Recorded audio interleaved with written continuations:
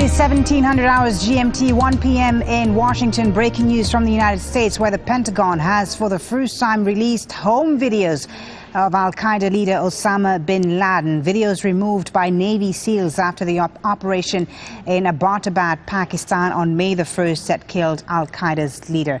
Now, these pictures that you're seeing right now on your screen were not quite sure what they are supposed to be showing, but hopefully we'll get a clearer picture in just a second. These pictures were first shown to journalists during a closed briefing at the Pentagon just a short while ago. Our Rosalind Jordan was in that meeting, joins us now live from the Pentagon. Rosalind, tell us about what you saw. What pictures did you see of al-Qaeda's leader? Well, Folly, what is on our screen right now is the beginning of the feed of 5 clips of video, which a senior intelligence official shared with reporters here at the Pentagon. One of those clips is an unaired but complete message from Osama bin Laden himself, outlining his ongoing complaints and criticisms of the U.S. government, of U.S. culture, of capitalism. However, we did not hear the audio of this. There are 2 other clips which the senior intelligence official is describing as outtakes, the official attempting to describe what he was trying to do was trying to record 2 other messages, and there were either technical mistakes or performance mistakes. Then there was, really interestingly, a video of Osama bin Laden watching Al Jazeera Arabic on what appears to be a small television set hooked up to a satellite dish receiver. The photographer pulls out and broadens the view in the room, where you can see a very aged Osama bin Laden with a very gray beard sitting and wearing what appears to be some sort of blanket, holding a television remote and essentially watching file video of himself and of his number 2, Ayman al-Zawahiri, in file video being broadcast appears on Al Jazeera Arabic. The senior intelligence official tells us, Foley, that they're not able to date this. And then there's also a short excerpt from the introduction to another video that had been prepared, but interestingly, Foley, nothing really showing Osama bin Laden engaged in what this official describes as being in active command and control of the al-Qaeda enterprise, actively working on plots and working out the tactics and the strategies to carrying out attacks against U.S. interests. Again, Rosalind, this is material that was removed by the Navy SEALs after the operation in Abbottabad, Pakistan, that killed al-Qaeda's leader. Correct. And I believe what we're watching right now is that first clip, which you were describing to us just a short while ago, of an unaired but complete message of bin Laden. As Rosalind said, no audio. So we can't exactly hear what the al-Qaeda leader is saying. Rosalind, did they tell you why they chose not to air the audio? Very simply, Foley, the official said that the U.S. government was not interested in sharing the propaganda of al-Qaeda or of any of its affiliates, and it made the decision that once it was going to release these clips, to scrub all of the audio from all of these clips. So what our viewers are seeing right now is what reporters were shown in this briefing at the top of the last hour. They are also admit that they're still analyzing all of the material which they say they simply have so much to catalog that they can't even give us a number of how much they're trying to analyze, but they need to have Arabic speakers look at this material and try to do a translation in context. They also need to try to date this material, and they also need to try to find out, and they say this is most important, see if there is any actionable intelligence. As our viewers may know, on Thursday there was an alert sent to U.S. transportation sector from the Department of Homeland Security about the al-Qaeda desire a year ago, February, to perhaps launch some sort of attack against the rail sector. They're trying to see even though that doesn't have any corroborating information, they're trying to see if there is perhaps corroborating information about this plan or any other plans that may be contained in all of this material. All right, and it is important to note, Folly, that this is the only material we're going to see, and they say all of it is classified. I was going to ask you that, in fact, Roslyn, because according to a U.S. intelligence official, this intelligence cache from bin Laden's compound is the largest ever from a single terrorism suspect. Why are they choosing to show these particular home videos? Well, what they're trying to do, Folly, is to establish that Osama bin Laden in May 2011 was still a very clear and present threat to the national security interest of the United States and of its allies. That can't be any plainer than that. They say he was a target. He had the U.S. in his sights, and they felt that he needed to be removed from the scene. All right, Roslyn, stand by. Let's bring in Wayne Matson, an investigative journalist who joins us live from Washington, D.C. as, again, we watch these new pictures of al-Qaeda's leader Osama bin Laden, just released by the Pentagon for the first time, in fact, since bin Laden was killed in an operation in Pakistan. Roslyn Jordan telling us earlier that there are 5 clips in total, and I believe we're watching the first one here of an unaired but complete message of Osama bin Laden. Wayne, what do you make of what we're seeing right now? Well, I think the fact is that the Pentagon won't release the audio portion. It seems like the Pentagon is digging itself into a bigger hole along with the White House. We're constantly told one thing, and then we get these recantations.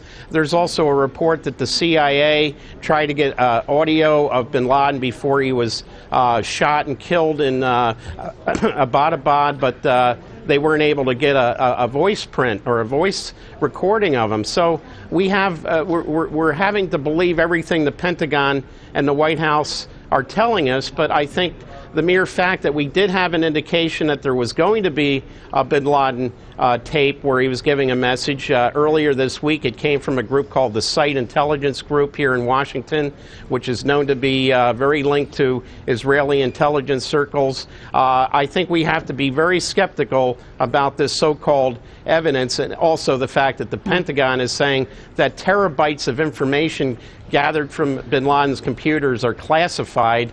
We're supposed to believe everything they tell us without looking at the original information. I think this is going to feed, unfortunately, for the Pentagon and White House into the circles that are already questioning the official story that we were told. All right.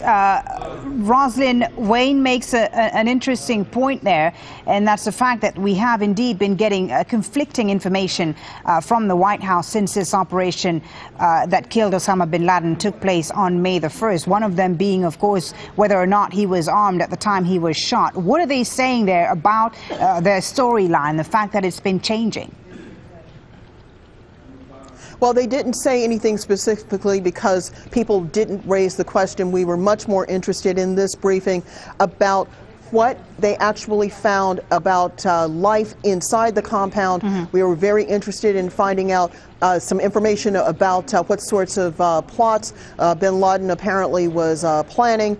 We were very interested in finding out whether or not there was, how much damage there has been done to the greater al-Qaeda network, and perhaps most interestingly, who would be replacing bin Laden.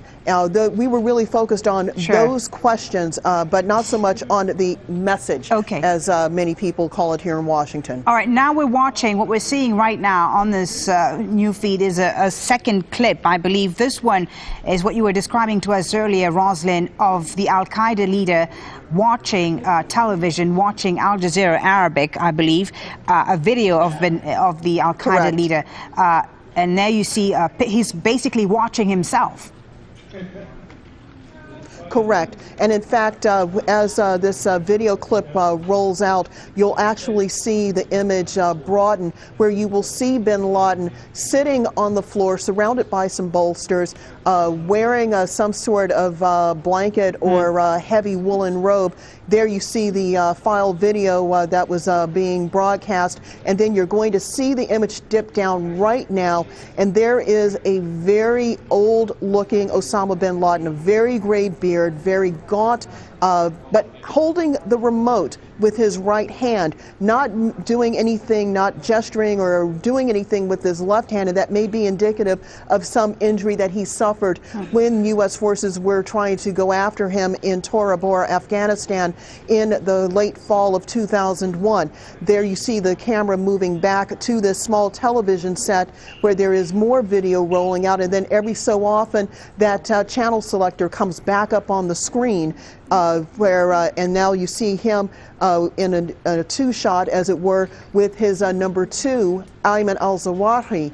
This is, they're trying to figure out exactly if this was recorded inside the compound. They say that you can hear bin Laden on the tape, apparently giving instructions to someone on how to film this scene. It's certainly something that they want to try to kind of date down on, to really try to get a sense of what was going on contemporaneously in order to see if there's intelligence that the U.S. and its allies might be able to use. All right. Again, as you point out, and it's interesting to note, the bin Laden that we're seeing on this particular image is an older looking man. So this would, we're not making, right. This would suggest that this is perhaps fairly recent, but they wouldn't tell you that when exactly this particular video was taken or how long they had him under surveillance.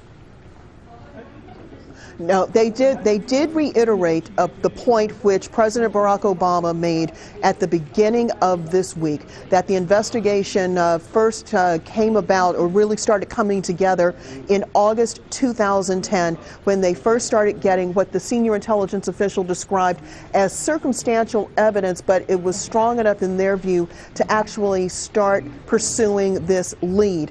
They say that things didn't really come together until the night of May 1st, when those operatives went in and conducted the raid on bin Laden's compound. However, they do go on to indicate that one of the things that they have to do is, once they catalog all of this material, is actually then try to figure out when things were recorded, where things were recorded. They say that they are working with Pakistani officials to be able to carry out their investigation, because, as you might expect, they would certainly want to return to that compound to actually examine what is still there for themselves. All right, again, if you're just joining us on Al Jazeera, we're watching the first pictures released by the Pentagon of Al-Qaeda's leader Osama bin Laden, pictures that were removed by Navy SEALs after the operation in Abbottabad, Pakistan, that killed bin Laden earlier this week. And just a second ago, we saw an image of Osama bin Laden watching himself on television. And interestingly, Rosin, on that particular picture, there was a TV screen, a small TV screen, and also a computer on the right-hand side of the screen there next to Osama bin Laden. But nonetheless, a very small, very rudimentary room, it seems, the Al-Qaeda leader was in.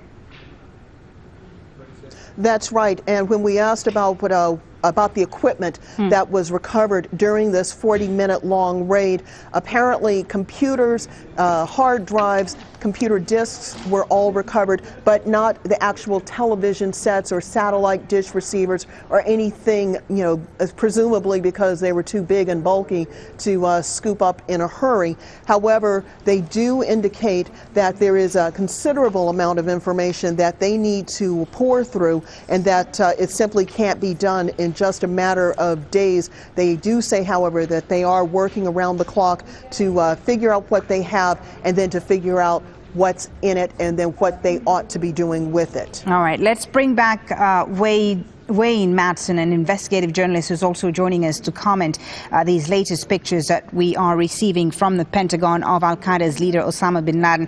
Wayne, a Pentagon official just saying now that this compound in Pakistan, where the U.S. forces killed bin Laden, was, quote, an active command and control center where the Al-Qaeda leader remained in strategic and operational control of the organization. What do you make of that?